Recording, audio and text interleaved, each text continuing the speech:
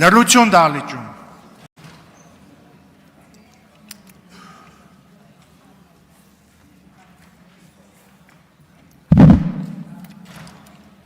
Ազգային ժողովի հարգելի փոխխոսնակ,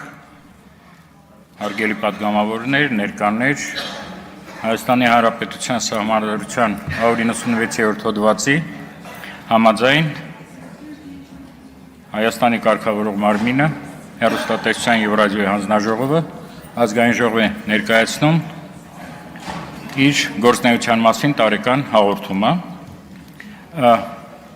Ամբողջ տվյալները հավաքված են այս գրքույկում, այնտեղ հաշվետվությունն է, մեր վերլուծությունները, թվերը և այդքան ժամանակը չի հերիքի ամբողջը ձեզ ներկայացնեմ և ես կփորձեմ խոսալ այն խնդիրների մասին, որոնց լուծումը անհրաժեշտ է տեսահոլովակական մեդիայի ոլորտում զարգացում ապավելու համար կամ այն խնդիրների մասին, որոնց լուծման ձգձգումը բերել է որոշ բացասական հետևանքների։ Տեսեք, բայց նախ խոսեմ ամենակարևոր երկու հոդվածների մասին։ Ես արդեն 7-րդ անգամ ելույթ եմ ունենում տարեկան հաղորդումը ներկայացնելով և 7-րդ անգամ պետք է կրկնեմ, որ Հայաստանում տեսահոլովակական մեդիան ազատ է և անկախ։ Ես ի նկատի ունեմ միայն այն տեսահոլովակական ծառայություն մատուցողները, որոնք գտնվում են մեր հանձնաժողովի կարգավորման ներքո։ Եվ ազատ և անկախ ասելով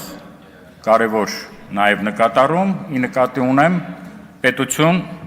այդ մեդիաների փոխհարաբերությունները։ Եվ ևս մի կարևոր ավելացում հիմնվելով այն տեղեկատվության վրա, որը հասանելի է հանձնաժողովի համար։ Տարվա ընթացքում 2024 թվականի ընթացքում որևէ բողոք տեսահոլովակական ծառայություն մատուցողներից, այսինքն հեռուստատեսություններից, ռադիոընկերություններից, ցանցային օպերատորներից մենք որևէ բողոք չենք ստացել և տարվա վերջում մեր գրավոր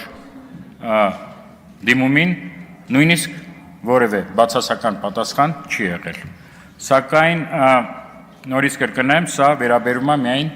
պետություն, ԶԼՄ-ներ կամ իշխանության տարբեր ճյուղեր և քաղաքական ուժեր, ԶԼՄ-ներ հարաբերություններին, քանի որ հանձնաժողովը հնարավորություն չունի վերահասկել ԶԼՄ-ներ, ԶԼՄ-ների սեփականատեր և ֆինանսավորող ուժեր հարաբերությունները, ապա այդ մասով մենք տեղեկատվության ազատության մասին